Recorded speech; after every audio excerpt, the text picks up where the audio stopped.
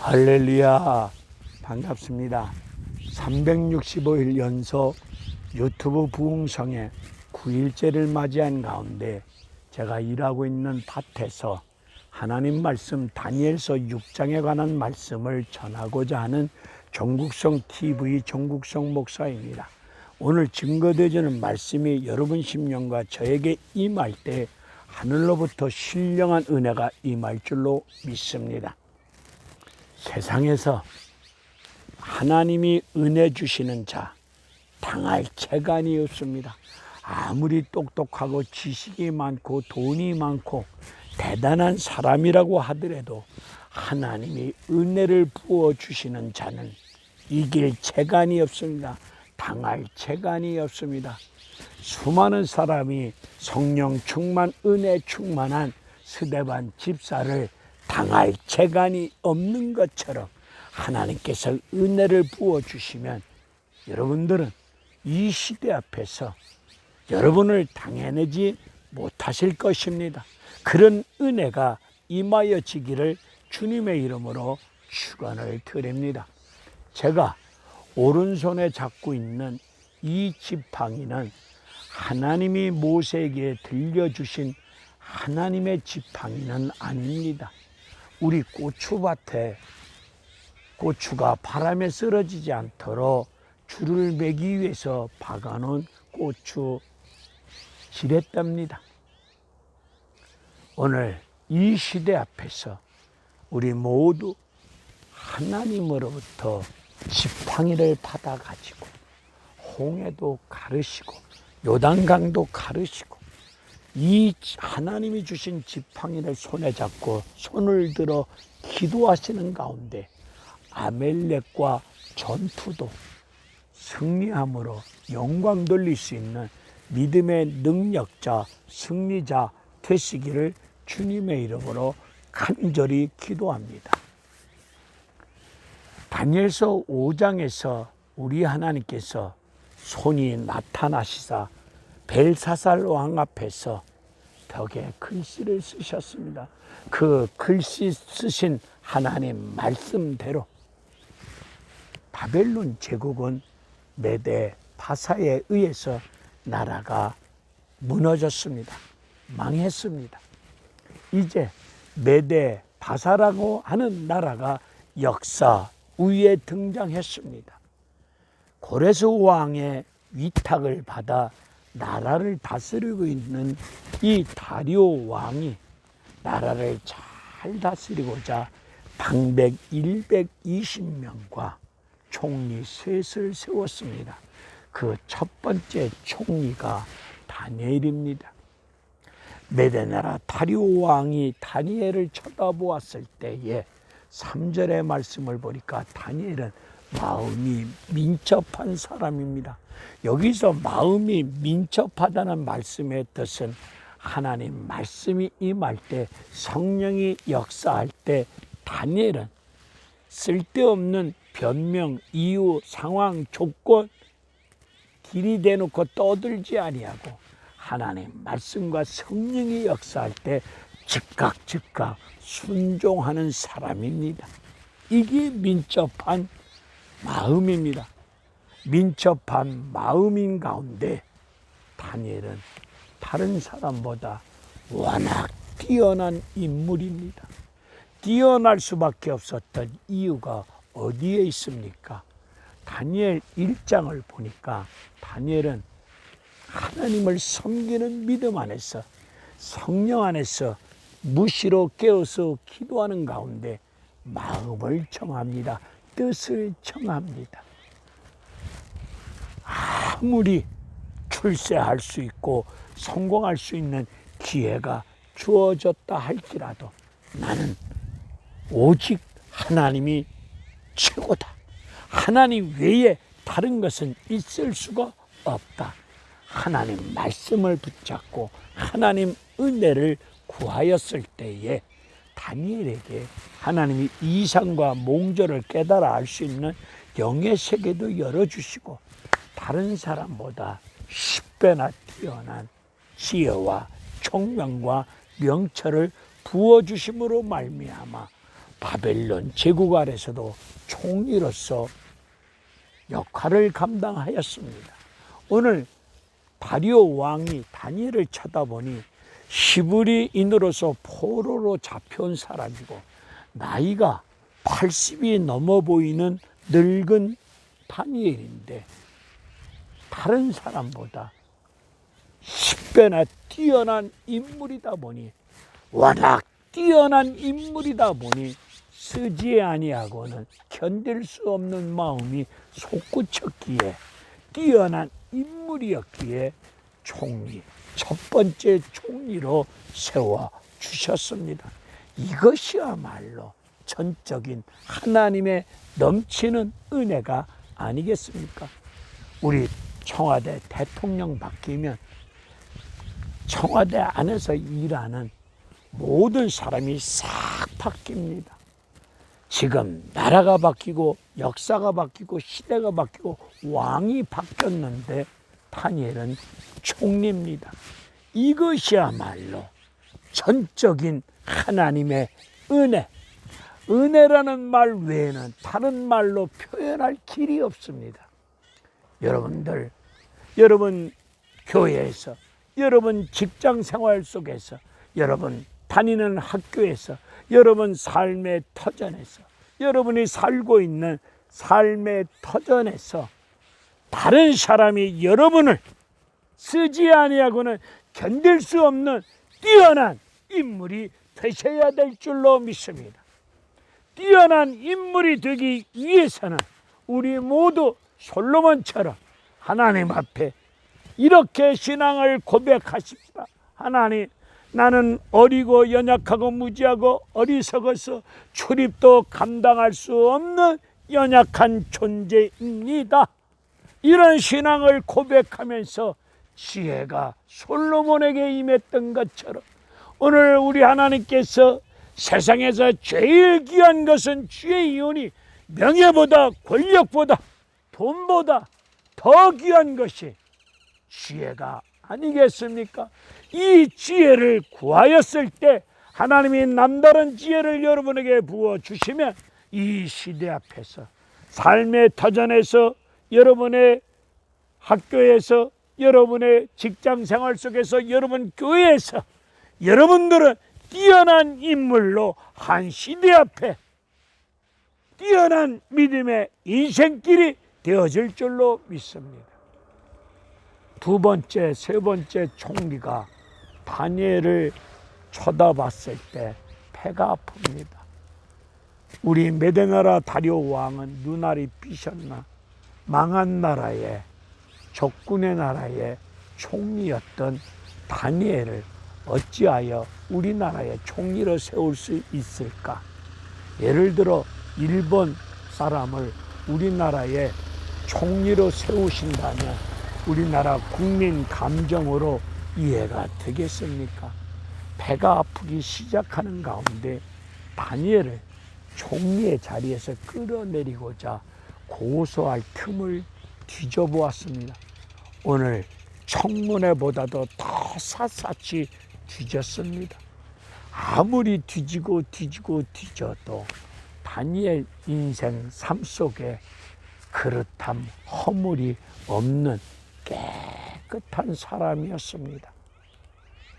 여러분, 이 시대 앞에서 잘 살던 못 살던 하나님 앞에서 사람들 앞에서 신앙의 양심이 화인 맞지 아니한 가운데 깨끗하게 살다가 하나님 부르시면 하나님 앞에 갈 수 있는 나와 여러분들이 되시기를 바랍니다. 세상 권력을 쥐고 돈의 권력을 쥐고 세상적인 화려한 지식을 터득한 가운데 돈을 긁어 모으고 탐욕 속에서 나라법을 교묘히 피해가면서 백성들의 등골을 뽑아 먹으면서 성도들의 눈물의 헌금을 개인 사리사욕으로 착복하면서 허물 많고 그릇한 많은 가운데 추하게 더럽게 살다가 어느 날 끽하고 죽으면 무엇하겠습니까?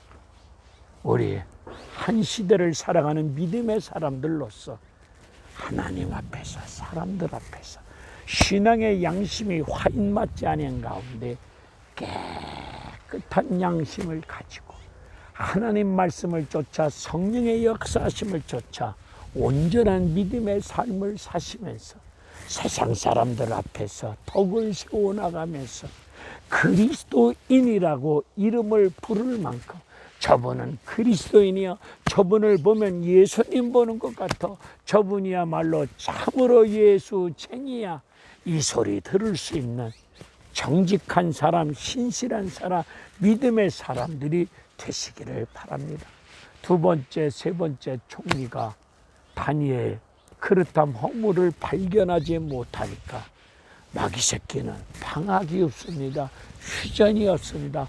멈추지 아니하고 다니엘의 신앙생활을 꼬투리 잡고자 이상한 악법을 만들었는데, 지금부터 왕 외에 다른 신에게 구하는 사람이 있으면 30일 동안에 그런 놈이 있으면 잡아다가 사자굴 속에 잡아쳐 넣읍시다.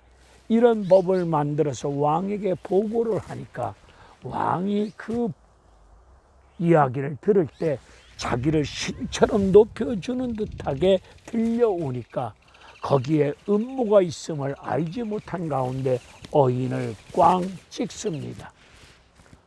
이제 법이 선포됐습니다. 누구든지 기도하다가 걸리면 끔찍하게 사자에게 물려 찍혀서 죽는 끔찍한 죽음의 위기가 왔습니다.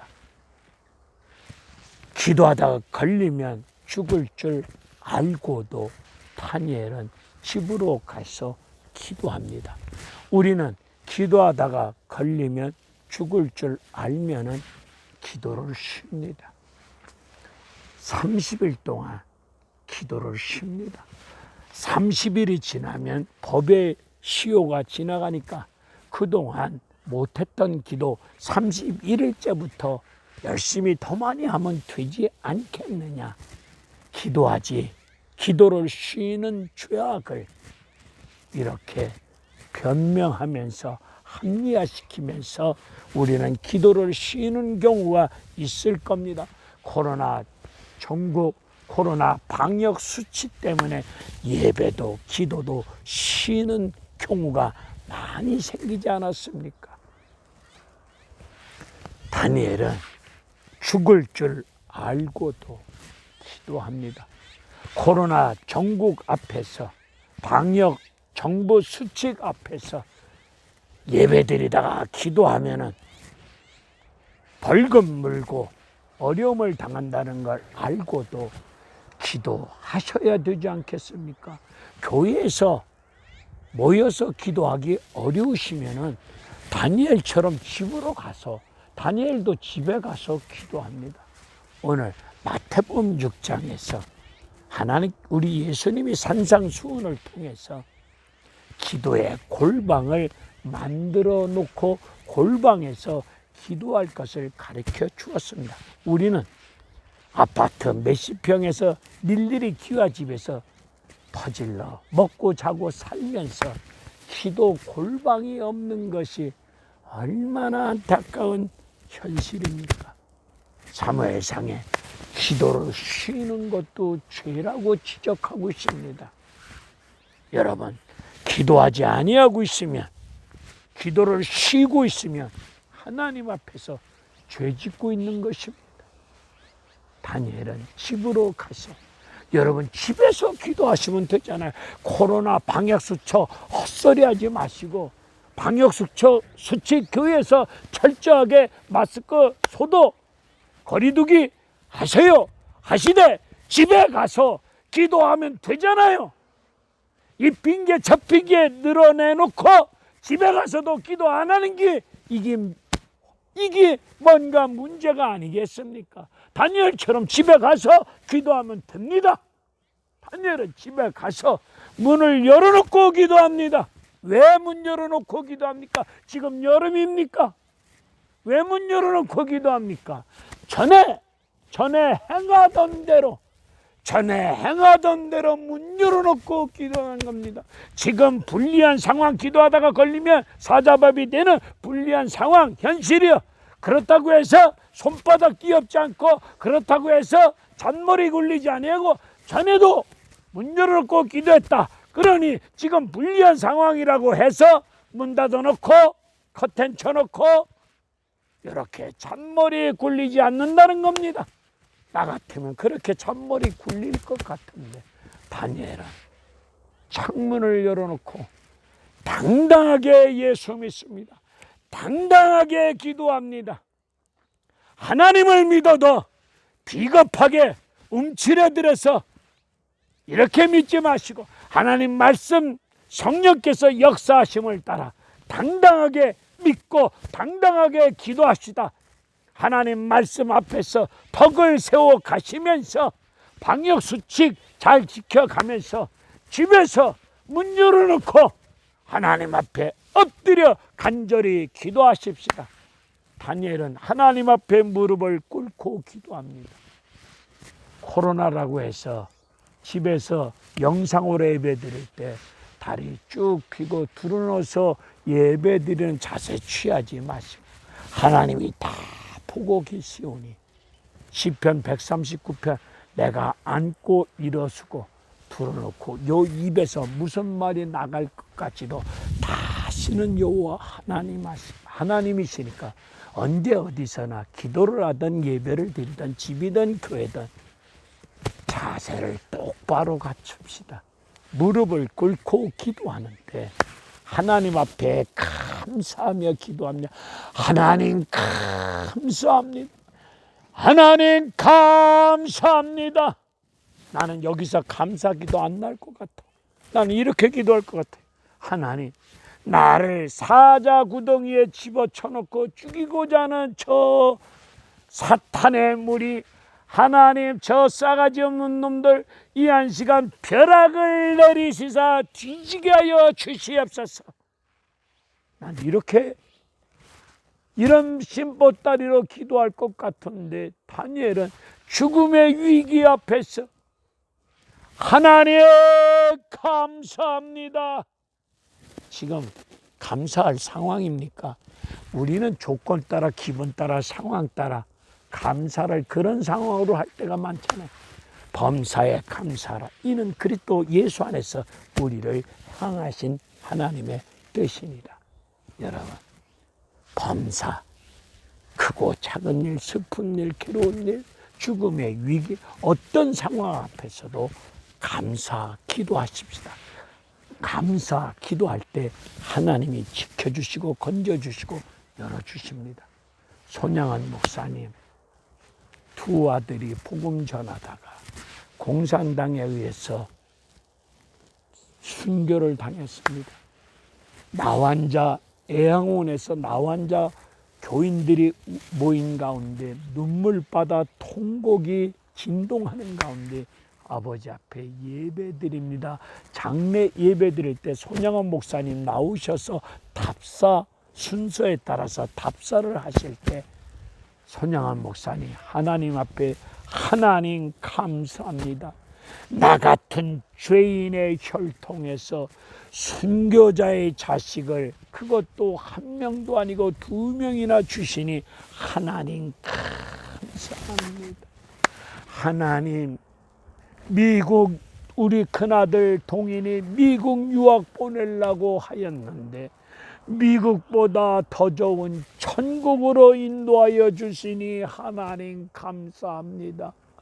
우리 아들 죽인 저 원수 덩어리를 십자가 보혈의 은혜 가운데 예수님 마음을 품고 십자가 보혈의 구속의 사랑으로 용서하고 양아들 삼을 수 있는 마음을 주시니 하나님 감사합니다.